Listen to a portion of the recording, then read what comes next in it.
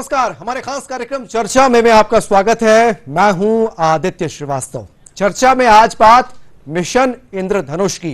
Mission इंद्रधनुष 4.0 अब एक बार फिर आ रहा है और इस मिशन इंद्रधनुष को समझने की कोशिश करें तो गर्भवती महिलाओं और धात्री माताओं को टीकाकरण कराने को लेकर, छोटे बच्चों को टीकाकरण कराने को लेकर मिशन इंद्रधनुष का एक बड़ा रोल पिछले कुछ सालों में देश भर में देखने को मिल रहा है।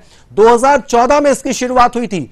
इस सरकार के पहले का बात तो 2014 बात हुई थी और उद्देश्य यही था कि व्यवस्थित ढंग से एक बड़ी आबादी या यूं कहें 100% आबादी को पूर्ण रूप से वैक्सीन किया जाए, टीकाकृत किया जाए, जो पात्र लोग हैं उनको। और इस मिशन इंद्रधनुष के कई चरण हमने देखे अभी तक। 2014 के बाद से अब तक अगर हम देखें तो अलग अलग चरणों में आयोजित सफलतापूर्वक को अब तक संचालित किया गया, लेकिन प्रक्रिया है, निरंतर चलते रहने वाली प्रक्रिया है और जटिल प्रक्रिया इसलिए भी इसको कह सकते हैं कि ग्रामीण दुरुस्त इलाकों तक पहुंचना और वहां तक लोगों को आइडेंटिफाई, पात्र महिलाओं को तक आइडेंटिफाई करना, बच्चों तक पहुंचना, ये एक बड़ी प्रक्रिया है। समय के साथ साथ टीकाकरण की पूरी प्रक्रिया को डिजिटलाइज किया गया है। टीकाकरण की पूरी प्रक्रिया को और बल्कि ये कहें कि सुदृढ़ किया गया है। इस पर लगातार काम हुआ है और ये एक बहुत है कि आज जो ये देश कोविड टीकाकरण की बड़ी जंग में अपने आप को श्रेष्ठ कर रहा है। तो मिशन इंद्रधनुष का जो पूरा सेटअप था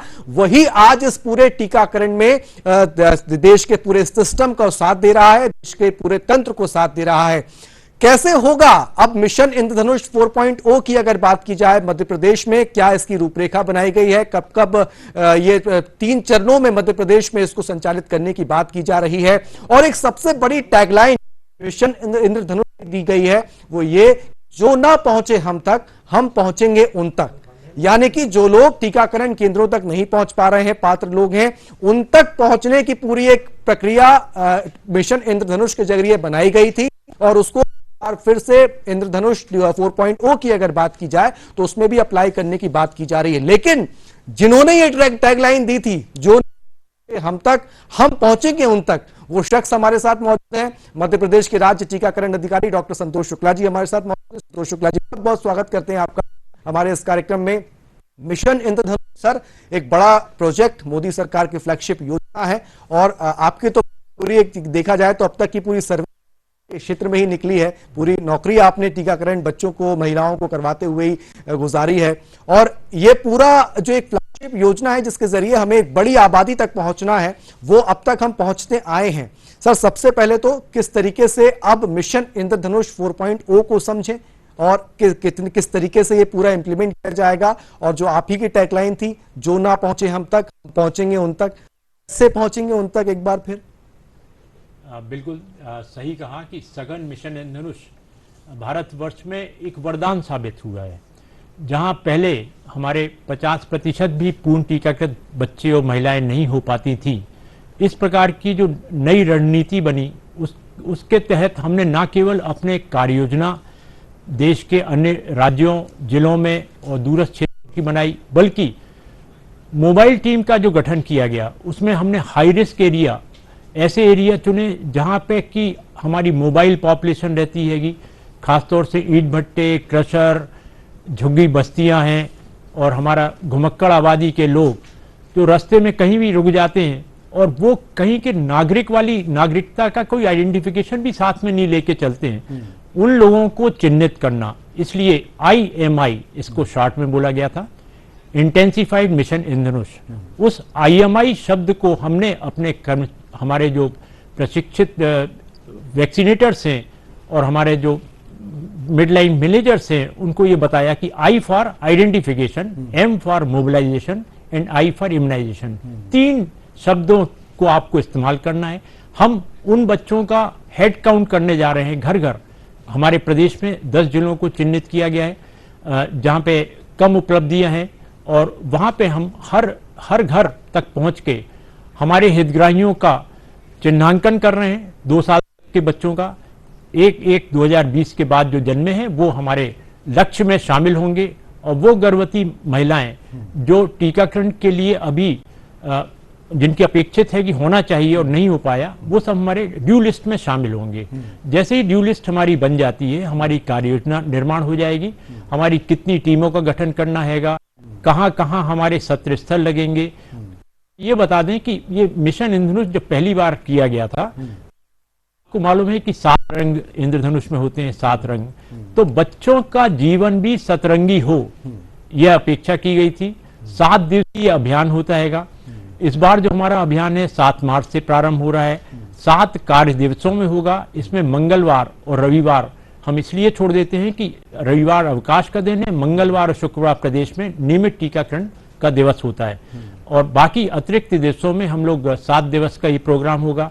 7 हमारे ऐसे कार्य क्षेत्र हैं जहां पे कि हम लोग को टीकाकरण करना होगा, वो जहां पे हमारा टीकाकरण कर्मी कई महीनों से या सालों से रिक्त स्थान पे है, या जहां की वैक्सीन प्रिवेंटेबल डिजीज, वैक्सीन से रुकने वाली जो बीमारियां हैं, मीजल्स है, टिटनेस है, टीबी है, वो सब बीमारियां अगर हो रही हैं किसी क्षेत्र में, महामारी का रूप धारण है, उसको हम इसमें सूचीबद्ध करते हैं। साथ में कोविड अभी नया जो वायरस का महामारी आई है, उसके कारण भी हमारे परिवार के बच्चे असुरक्षित रह गए। उन क्षेत्रों में जहां कंटेनमेंट जोन्स थे, उन परिवारों में जहां पॉजिटिव केस थे, वो भय और भ्रांति के कारण वो आंगनवाड़ी में जो टीकाकरण सत्र है तक नहीं पहुंच पाए। हमने ये भी देखा है कि हमारे जो कुछ कार्यस्थल ऐसे होते हैं जहां हमारा उपलब्धि कम रह जाती है, वहां पे मेन हैगा कुछ प्रतिरोधी परिवार और होते हैं। मैं आपसे यहाँ जानना चाहूंगा कि अभी एक बड़ा महा वैक्सीनेशन अभियान चल ही रहा है देश भर के अंदर, आपने बड़ी उपलब्धि हासिल भी की है, मध्य प्रदेश ने अच्छा परफॉर्म भी उसमें किया है। इस बीच में एक और टीकाकरण की प्रक्रिया, अब मिशन इंद्रधनुष की भी शुरू हो जाना, क्या ये माने कि ये सपोर्टिव रोल ये उस वैक्सीनेशन के जरिए होगा या फिर एक चैलेंज होगा पैरेलल तरीके से इसको चलाना? एक आपका जो मेन स्टाफ है, जो मेन स्वास्थ्य कर्मी है, फ्रंटलाइन वर्कर्स हैं, हेल्थ वर्कर्स हैं, आशा, एएनएम है, जो इस पूरे मिशन इंद्रधनुष की बैकबोन कही जाती हैं, वो पूरा बैकबोन आपकी लगी हुई है कोविड टीकाकरण के जरिए, तो क्या ये आसान भी होगा या चैलेंजिंग भी होगा? देखिए, अब कोविड वैक्सीनेशन में हमने 16 जनवरी से लगातार मध्य प्रदेश ने पूरी कंट्री में टॉप किया। टॉप लिए कि जो फ्रंटलाइन वर्कर है, बहुत डेडिकेटेड सर्विस उन्होंने दिन किया, जितनी जल्दी हो सका उतनी ज्यादा से ज्यादा लोगों को आज ये कहते हुए खुशी हो रही है कि 98% प्रथम डोज 18 प्लस में हम लगा चुके हैं, 84% 15 से 17 आयु वर्ग में हम लगा चुके हैं प्रथम डोज, और द्वितीय डोज में हम राष्ट्रीय स्तर पर सर्वाधिक टीकाकृत राज्य में शामिल कर चुके हैं। 95 लगभग प्रतिशत हमारा कवरेज हो गया है। तो अभी जो कोविड वैक्सीनेशन का जो भार था, उससे अभी हमारा टीकाकरण कर्मी काफी राहत महसूस कर रहा है, और यह सही समय है। इसीलिए हम लोगों ने 1 महीने इसको एक्सटेंड किया। पहले ये 7 फरवरी को राष्ट्रीय स्तर पर हुआ था। मध्य प्रदेश शासन ने निर्णय लिया कि हम अपना लक्ष्य कोविड का पहले कर लें और उसके बाद ही हम इसको टेकअप करेंगे। तो 7 मार्च इसलिए निर्णित किया। सर, मिशन इंद्रधनुष जब शुरू हुआ था और टीकाकरण को लेकर कई भ्रांतियां भी रही समाज में, हमने कोविड के दौरान भी कई चैलेंजेस शुरुआती दौर में देखे, लेकिन बाद में आज हम अपना लक्ष्य लगभग अब पूरा कर ही रहे हैं। और मिशन इंद्रधनुष में भी ये चैलेंजेस हमारे सामने थे, लोगों को अवेयर करना, लोगों को जागरूक करना और उन लोगों को ये बताना कि वो टीका उनके लिए क्यों जरूरी है। ऐसे में क्या लगता है कि आज भी जो ग्रामीण दूरस्थ इलाके हैं वहां तक जब हम पहुंचते हैं, 2014 से जब ये मिशन इंद्रधनुष की शुरुआत हुई है, आज हम 2022 में हम बात कर रहे हैं सर, क्या वो चैलेंजेस आज भी फेस करने को मिल रहे हैं हमको? देखिए, एक चीज आपको बता दें कि कोविड वैक्सीनेशन जहां हमारे लिए एक बहुत बड़ी चुनौती था। क्योंकि 18 साल से अधिक आयु वर्ग में किसी भी अभियान को इस देश ने नहीं देखा था टीकाकरण कार्यक्रम में। हमने उस वर्ग में जब पदार्पण किया, बहुत ज्यादा चैलेंजेस थे। हमारा खास तौर से ट्राइबल बेल्ट में 89 ब्लॉक में एक गलतफहमी ये चल रही थी कि हमारे 3 पीढ़ी में आज तक सुई लगी है, इसका मतलब बीमार है। सुई लगने से बीमार तो है नहीं, तो हम क्यों लगाएं? इस प्रकार के। और उसके बाद उसी वक्त जब अप्रैल महीने में पिछले साल जब एकदम से महामारी आने लगी थी बीमारी की, कोविड वैक्सीनेशन भी चल रहा था, गति पकड़ रहा था, और ऐसा होने लगा कि हम टीका गति पकड़ रहा है, वहां पे पॉजिटिव भी निकल रहे हैं, कुछ लोगों को मौत भी हो रही है। तो एक गलत धारणा चली गई कि टीके के कारण कहीं ये बीमारी या मौत तो नहीं हो रही है। इस स्थिति से उबरने के लिए हमने कई नए प्रयोग किए कम्युनिकेशन के अंतर्गत। यूनिसेफ की मदद ली और हमारा जो पार्टनरशिप आजीवन का मिशन के 37 लाख हमारे एसएचजी ग्रुप हैं, उनकी महिलाओं को हमने प्रेरित किया। 15 लाख हमारे कॉलेजिएट स्टूडेंट्स हैं, उनको समझाइश दी, फ्रीक्वेंटली आस्क्ड क्वेश्चन आंसर। हमारे पास 32,000 साथिया यानी राष्ट्रीय किशोर स्वास्थ्य कार्यक्रम के अंतर्गत हमारे वॉलंटियर्स हैं, टीनेजर्स, तो उनके माध्यम से हमने सेंध लगाई उन परिवारों में जो भटक गए थे टीकों से, और उनके कारण आज जब हम मिशन इंद्रधनुष करने जा रहे हैं, मिशन इंद्रधनुष सिर्फ गर्भवती माताओं को और बच्चों को लगाया जाता था इसमें टीके, और आंगनवाड़ी और आशा के सहयोग से एएनएम टीका लगाती थी, मगर कोविड वैक्सीनेशन ने हमें एक अतिरिक्त मोबिलाइजेशन दल, चाहे वो आजीविका मिशन के हमारे फ्रंटलाइन महिलाएं हैं या फिर हमारे स्टूडेंट्स हैं या साथिया ग्रुप है, तो एक लाखों लोगों का मोबिलाइजेशन दल कायम हो गया है। और हम 44,000 गांव में अपनी पकड़ मजबूत कर पाएंगे। सर, वो पकड़ कैसे होती है, वो ट्रैकिंग कैसे होती है? अगर आशा एएनएम के पास क्या कोई रिकॉर्ड होता है? मान लीजिए कोई बच्चा अगर किसी एक गांव में है, सागर के किसी गांव में अगर रह रहा है, और उस दौरान जब वो टीकाकरण की प्रक्रिया जब सागर में चल रही है, तो मान लीजिए वो किसी और जिले में अपने किसी रिश्तेदार के घर, नानी के घर या कहीं भी गया हुआ है, तो उसको ट्रैक करने की प्रक्रिया कैसे? अगर वो छूट रहा है तो क्या कोई तंत्र है इसके लिए? हम धन्यवाद देना चाहेंगे कोविड काल में जो हमने कोविन पोर्टल का आईटी सेक्टर से इस्तेमाल किया है, उसमें हम जब अपने आइडेंटिटी के साथ मोबाइल नंबर डाल के अपना रजिस्ट्रेशन करते हैं, तो उसके थ्रू भले ही आप किसी भी राज्य में अंतर्राज्यीय भी शिफ्ट हो जाते हैं या अंतर जिला शिफ्ट हो जाते हैं, हमें उस कॉन्टैक्ट नंबर से हम आपको ट्रेस कर सकते हैं, और इसी का उपयोग हम अब बच्चों के और महिलाओं के टीकाकरण में भी करने जा रहे हैं। ओके सर, एक चीज और आपसे यहाँ जानना चाहेंगे कि और बहुत आमतौर पर हम देखते हैं ऐसा लोगों के अंदर या एलिड वर्ग में लोगों के अंदर कि जो सरकार की तरफ से टीके लगाए जा रहे हैं ये गरीबों के लिए हैं, या ये इसका मतलब उनको एक तंत्र पे भरोसा वाली बात जो होती है वो कहीं ना कहीं दिखता है। यही टीके बाजार में भी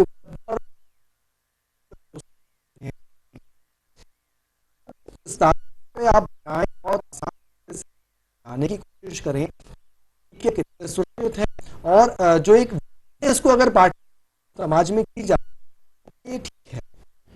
फिर धन्यवाद देना चाहेंगे कोविड वैक्सीनेशन कार्यक्रम को।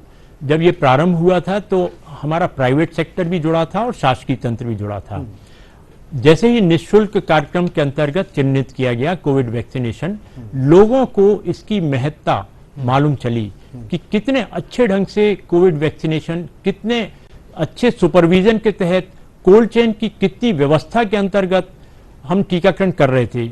जो आप कह रहे हैं विशेष वर्ग, कोई भी समुदाय, वो रिलीजन की बात करें, जाति की बात करें, या आर्थिक रूप से संपन्न वर्सेस विपन्न लोगों की बात करें, सभी ने देखा कि नहीं, अगर हमें सुरक्षित होना है, के समय सीमा में लगाना है, और जहां बहुतायत में हमारी वैक्सीन उपलब्ध है और निःशुल्क है और उसमें क्वालिटी भी है।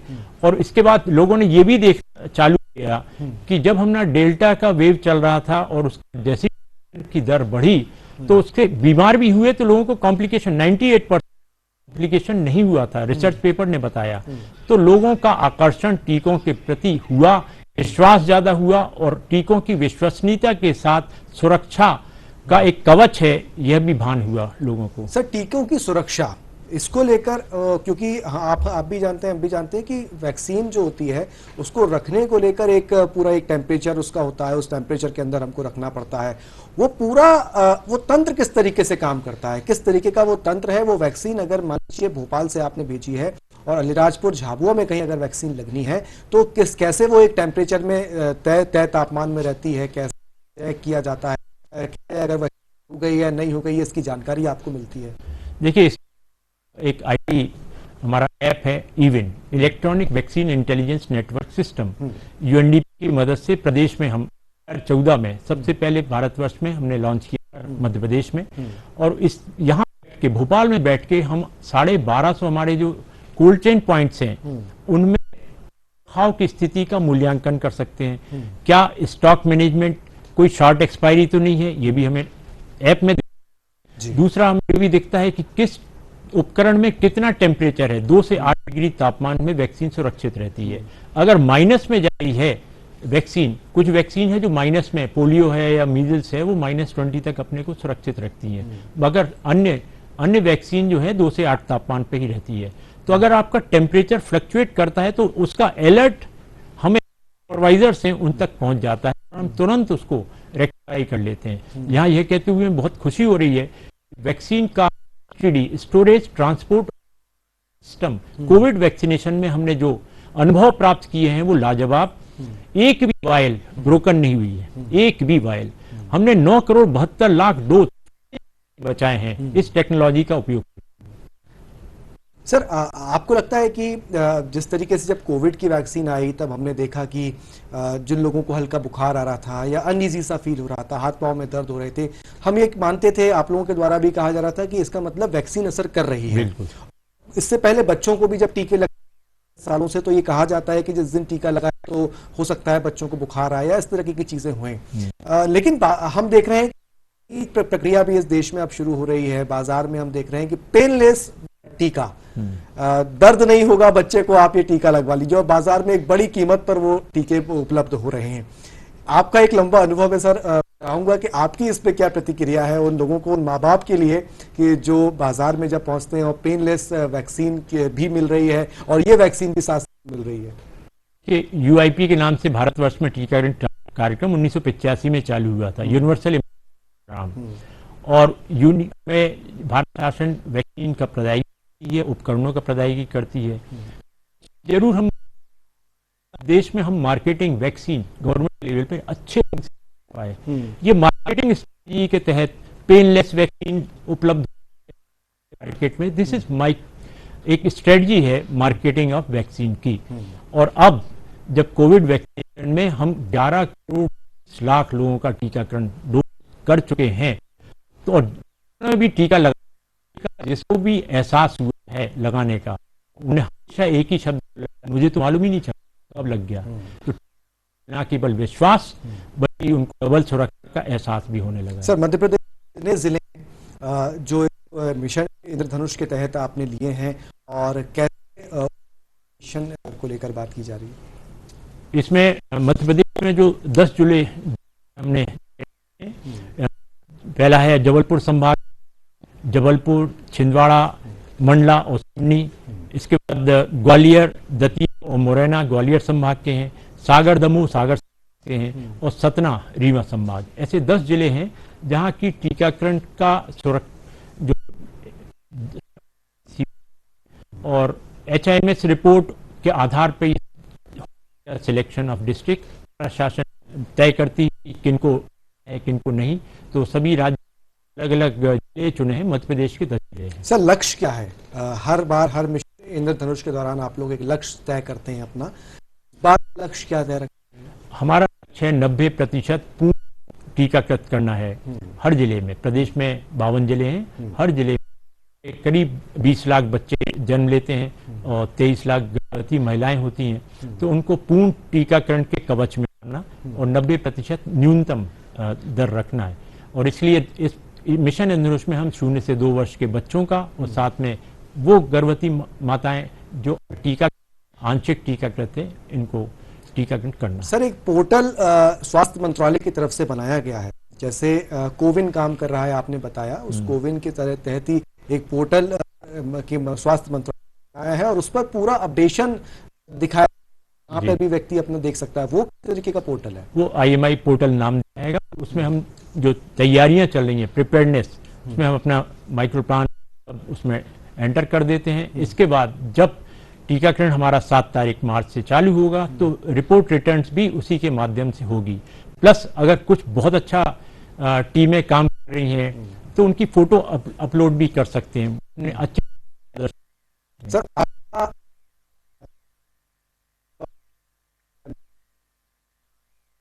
आती हैं, अलग अलग प्रशिक्षण भी देते हैं समय समय के साथ में कि उनको किस तरीके से उबरना है और कैसे उनसे सीख लेनी है।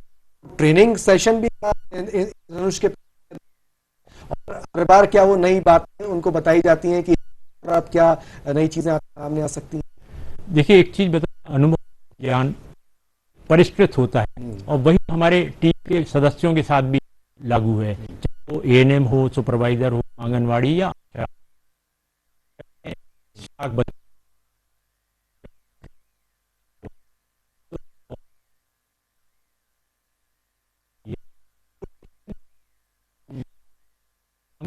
जीरो एरर हमें करना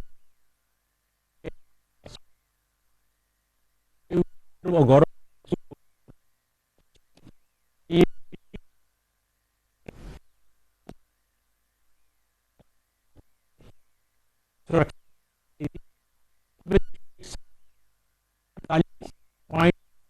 अच्छा दर तो के साथ काम करने के लिए शुरुआत हो, पहला चरण 4 तारीख को होगा।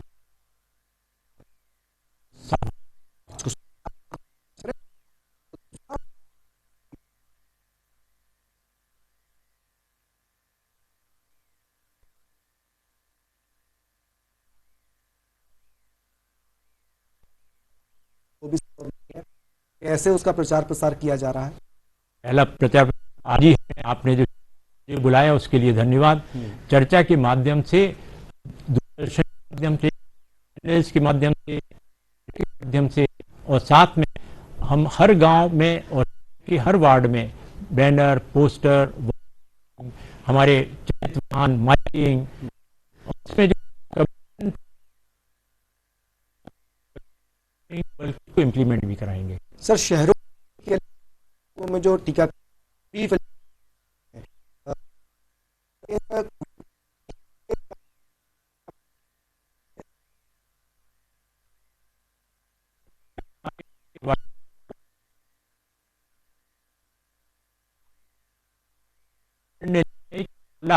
और पंचायत भवन तो हम एक्सक्लूसिवली कोविड वैक्सीन रखेंगे। आंगन और हमेशा जाते और आशा है उनको मोबिलाइज कर बुलाना, तो आंगनवाड़ी बेस्ड चलाएंगे। सर, वैक्सीन की अवेलेबिलिटी किस तरीके से है, क्योंकि एक बड़े वृहद स्तर तक अब आप वैक्सीन की अवेलेबिलिटी हमें कैसी है मध्य प्रदेश के लिए? देखिए, जैसे कोविड वैक्सीनेशन की हमने किया था तो किया था कि क्या हमारे उपकरण सक्षम है, क्रियाशील है, उपलब्ध है। हाँ, इसलिए और हमारे लॉजिस्टिक यानी सिरिंजेस, तो हम सभी चीजें इतनी आवश्यकता है उसके हैं। चलते चलते सर, लोगों को, पात्र लोगों को कोविड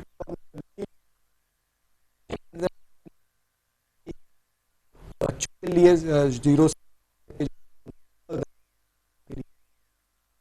के माध्यम समस्त परिवारों से अनुरोध है। वैक्सीनेशन और कोविड महामारी के कारण हमने 38,000 सत्र हमारे मिस हुए हैं और दृश्य एक अवसर होता रहेगा। हमने अन्य कैचअप राउंड किया है और आपको एक अवसर दिया जा रहा है कि हमारे जो छूटे हुए सत्र हैं वापस स्थापित किया जा रहा है। आपके पास आंगनवाड़ी आशा से खबर हो चुकी होगी, नारे लेखन चल ही रहे हैं, मगर हमारा खुद का भी फर्ज होता है। हमने एक टीकाकरण चक्र का भी निर्माण किया है जन जागृति के लिए। उसको आप जरूर जब आंगनवाड़ी में जाते हैं तो पूछना चालू करें उसके बारे में। उसमें आपके टीकाकरण की कुंडली, आज बच्चे ने जन्म लिया है तो अगले 1 साल में किन किन तारीखों में कौन कौन सा टीका लगना है, ये जानकारी उपलब्ध हो जाएगी। तो आप जागरूक बने। अभी 2023 में हमको मीजल्स उन्मूलन भारत का सपना साकार करना है, इसलिए है। और 16 मार्च दिवस देश में इसलिए बनाया जाता है कि महामारी का रूप धारण करती है ये बीमारियां। और आपको एक चीज और बता दें इस प्रोग्राम के माध्यम से कि महामारी अगर हो जाती है तो बच्चों में मौत की दर, जो वायरस है, इसका वायरस ज्यादा घातक है बजाय कोरोना के। कोरोना का वायरस 1% मृत्यु दर बढ़ाता है, मगर इसमें 30% तक बच्चों का हम अवसान हो सकता है। तो कृपया हमारे नन्हे मुन्ने लाडले बच्चे बच्चियों को आप सुरक्षित जीवन दें। हर बच्चे का अधिकार है जीवन, जब उसने लिया है तो उसका अधिकार है, जन्म सिद्ध अधिकार। कि उसको पूर्ण सुरक्षा मिले और हम सबका कर्तव्य है, जिम्मेदारी उसको है सुरक्षित इसको करें, बखूबी निभाएं। बखूबी निभाएं। बहुत बहुत धन्यवाद करेंगे सर डॉक्टर संतोष शुक्ला जी हमारे साथ जुड़ने के लिए। अंत में यही अपील करेंगे कि मौका हाथ से मत जाने दीजिए। सरकार आपके द्वार पहुंच रही है, जो उन तक नहीं पहुंच पा रहा है उनको पहुंच रही है। आशा कार्यकर्ता जो आपके इलाके की हैं, आप ही के बीच की हैं, पहुंच रही हैं, इन टीकों को लेकर लगवा लीजिए, किसी तरीके की भ्रांति में मत आइए।